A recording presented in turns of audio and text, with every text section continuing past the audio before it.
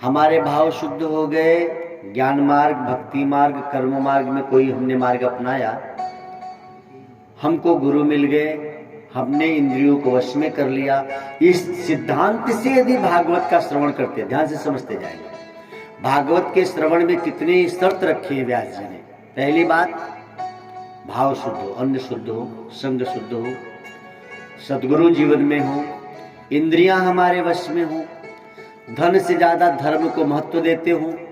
जब इतना करने के बाद हम भागवत सुनेंगे तो लाभ क्या होगा? बोले अब मृत्यु का भय नहीं रहेगा। संसार में सर्व भय और मृत्यु का भय से हम पार हो जाएंगे भागवत के द्वारा। कब? जब इतने नियमों का पालन करके भागवत का श्रवण करेंगे, तब आपको समझ में आएगा कि वास्तव में हम कभी मरते ही नहीं। मरता है शरीर, जन्म लेता है शरीर, काला गोरा है शरीर, दुबला पतला मोटा है शरीर, बूढ़ा जवान है शरीर, लेकिन हम मान बैठे कि मैं शरीर हूं, जबकि आप शरीर हो ही नहीं। आप बताओ, आप घर हो कि घर वाला हो? आप घर वाले हैं कि घर है? तो घर वाले हैं साहब, घर हम नहीं है। आप गाड़ी में बैठे हो तो पैसेंजर हो कि गाड़ी हो? पैसेंजर है। ऐसे ही आप जरा सोचो, आप शरीर हो कि शरीर वाला हो? ये बात समझने लायक है। आप शरीर हो कि शरीर वाला हो? आप रोज कहते हैं मेरी आंख, मेरा सिर, मेरा नाक, मेरा हाथ, मेरा पेट, यानी इस शरीर नाक हाथ आपका है, आप शरीर नाक हाथ नहीं है, है ना? डॉक्टर साहब मेरे शरीर में दर्द है, यानी आप शरीर नहीं हो। आज मेरा मन दुखी है, यानी आप मन नहीं हो। आज मेरी बुद्धि ठीक निर्णय नहीं ली, यानी आप बुद्धि नहीं हो। आप मन भी नहीं हो, आप बुद्धि भी नहीं हो, आप शरीर भी नहीं हो, तो आप कौन हो? मन बुद्धि शरीर को जानने वाला, इन सब से अलग अजर अमर अविनाशी आत्मा आप हो आत्मा, मान बैठे शरीर। तो श्रीमद् भागवत की कथा सुनने से ये बात आपको समझ में आ जाती है कि हम शरीर नहीं हैं। शरीर का विवाह हुआ, शरीर जवान हुआ, शरीर बूढ़ा हुआ, शरीर रोगी है, शरीर निरोगी है, शरीर बच्चा है, शरीर बूढ़ा है, लेकिन मैं शरीर नहीं हूं। आपने नई गाड़ी खरीदी और गाड़ी पुरानी हो गई, तो नई गाड़ी आपने खरीदी, गाड़ी पुरानी हो गई, आप गाड़ी हो क्या? नहीं हो। तो यह तन साधन है, हम साधन नहीं है। हमारा साधन तन है, मैं साध्य हूं न कि साधन। आप गाड़ी वाला हो न कि गाड़ी, आप मकान वाला हो न कि मकान, आप दुकान वाला हो न कि दुकान। ऐसे ही आप शरीर वाला हो न कि शरीर। लेकिन हम मान बैठे हम बीमार हैं। कौन बीमार है? बोलो। शरीर बीमार है ना, लेकिन आप शरीर हो क्या? पता न कितनी शरीर ऐसी आपने बदली है। हर 50, 60, 100 साल पर हम नया शरीर बदल लेते हैं, फिर भी आप तो रहते हो। आप इस जन्म में यहाँ जन्मे हो, यानी इससे पहले कहीं थे, तभी तो यहाँ जन्मे। तो जहाँ से आए वहाँ नहीं दिख रहे, अब यहाँ आप जन्म लिए तो यहाँ दिख रहे। फिर हम कहते मर गया, यानी मर के कहीं गया। कहाँ गया हमको पता नहीं है। तो यहाँ से तो गया, यहाँ नहीं दिखता, लेकिन जहाँ गया वहाँ तो दिख रहा है कि नहीं? जैसे कथा खत्म हुई थी 3 साल पहले, तो हम चले गए थे, तो हम यहाँ दिख रहे थे क्या? लेकिन हम जहाँ थे वहाँ तो लोगों को दिखते थे। फिर हम यहाँ आ गए, वहाँ नहीं दिख रहा, यहाँ दिख रहे।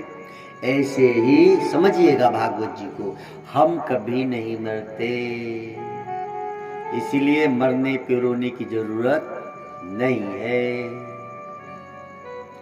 हम शरीर नहीं है। ये भागवत मृत्यु से पार कर रही है आपको।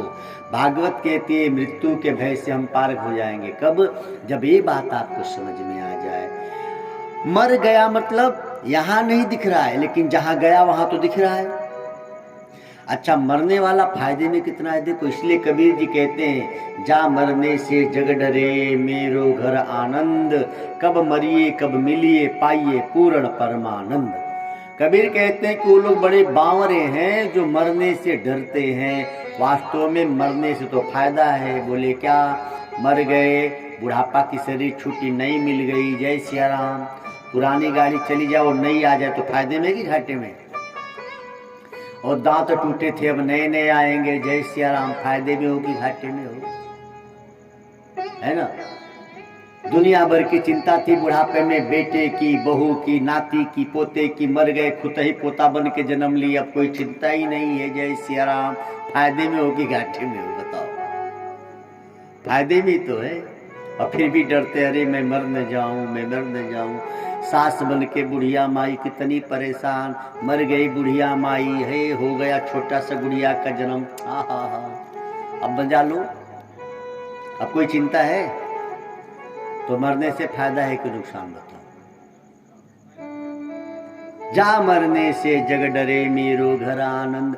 वो लोग बड़े बावरे हैं, इसीलिए वेलकम कीजिए मृत्यु जब आए। आहा, मृत्यु मतलब परीक्षा का आखिरी दिन। ध्यान से समझेंगे, बोर्ड की परीक्षा होती है ना, तो पेपर देते समय हम ध्यान रखते कोई प्रश्न छूट न जाए। ऐसे ही मरते समय ध्यान रखना, ईश्वर का ध्यान छूट न जाए। प्रश्न छूट जाएगा तो फेल हो जाते, फिर उसी क्लास में पढ़ते। ऐसे ही मरते समय यदि ईश्वर का ध्यान छूट गया तो फिर इसी दुनिया में जन्म लेना पड़ेगा, इसी क्लास में पढ़ना पड़ेगा। तो मृत्यु मतलब फाइनल एग्जाम। अब फाइनल एग्जाम में पास हो गए तो आना पड़ेगा क्या? तो जैसे एग्जाम नजदीक हो तो कितना मेहनत से हम लोग पढ़ते हैं खूब, है ना? मेरी एक शिष्य है कुम्हिया में, वो नेट की तैयारी करे, तो आज मुझसे कही गुरुजी मेरा पेपर होने वाला है क्या नेट वालों का? हाँ, वो तैयारी कर, तुम लोग गुरुजी आज तो जा नहीं पाए, कल जाएंगे। तो हमसे कही कि गुरुजी हम सो नहीं पा रहे। हमने कहा बावरी, सोया कर और आराम से पढ़ खूब। अब कितनी तैयारी करी नेट की, मैं पास हो जाऊं। तो गुरुजी क्या करेंगे? तरकीब बताऊं और क्या करने वाला हूं।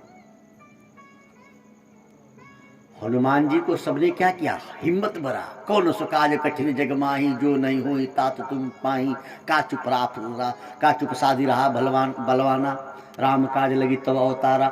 इतना हनुमान जी को बल दिए कि हनुमान जी बस लगा दिए छलांग।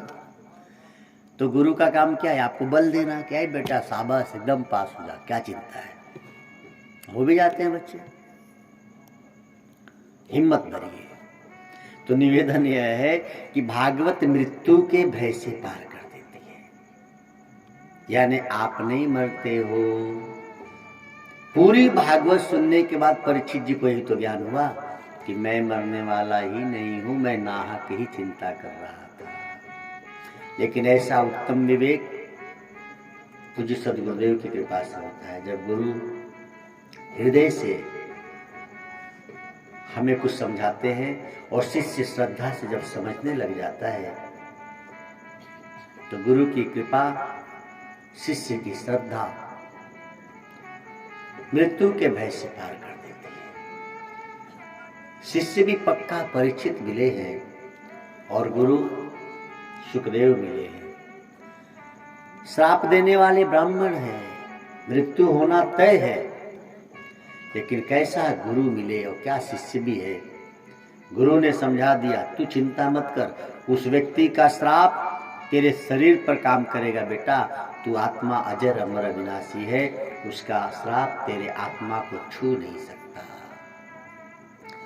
परीक्षित अपने को आत्मा मान ली इसलिए मुक्त हो गए, हम अपने को शरीर मानते हैं इसीलिए मर के प्रेत हो जाते हैं। बस इतना ही फर्क है। हालांकि प्रेत आत्मा, ध्यान देना, आत्मा है मुक्त, लेकिन मरते समय अपने को मुक्त आत्मा नहीं माने तो प्रेत आत्मा हो गई। वो आत्मा ही तो भटक रही है।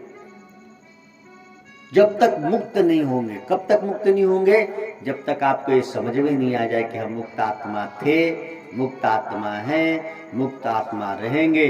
वास्तव में भागवत सुनने से मुक्ति होती है ऐसा नहीं है। भागवत सुनने से समझ में आता है कि हम मुक्त तो थे ही। समझ लीजिएगा जरा, भागवत सुनने से मुक्ति नहीं होती, भागवत सुनने से बुद्धि आ जाती कि हम मुक्त थे, मुक्त हैं, मुक्त रहेंगे। तो बोले महाराज तब तो आत्मा मुक्त है तो कोई प्रेत आत्मा कैसे हो गया?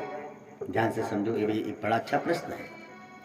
जैसे आपने कथा सुनी होगी, वो एक गधा वाला था, हजारों गधे खरीदता बेचता। तो गधों को बांध देता रात को कि सुबह अपना,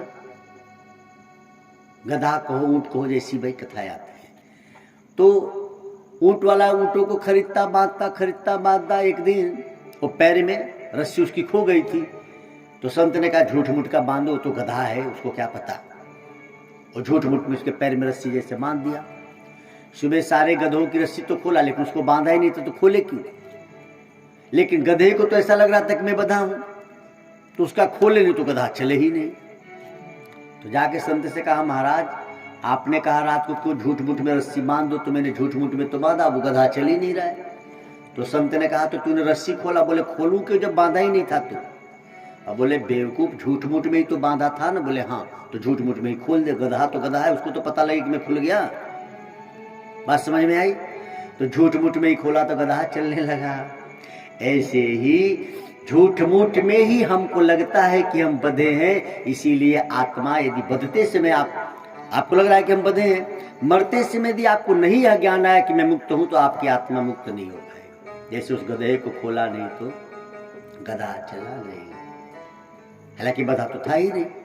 तो आत्मा हमारी मुक्त तो है, लेकिन सत्संग नहीं सुनेंगे, सदगुरु का ज्ञान नहीं मिलेगा, और मृत्यु के समय ये स्मरण नहीं रहा कि हम मुक्त आत्मा हैं, तो नारायण आप मुक्त आत्मा होके भी प्रेतात्मा बन के भटकते रहते, पकड़ो पकड़ो पकड़ो ऐसे करते रहते। हाँ, फिर भूत बन के पकड़ो सबको, यही होता है ना। वो तो आप पकड़ लियो रे। ओम नमो भगवते वाह।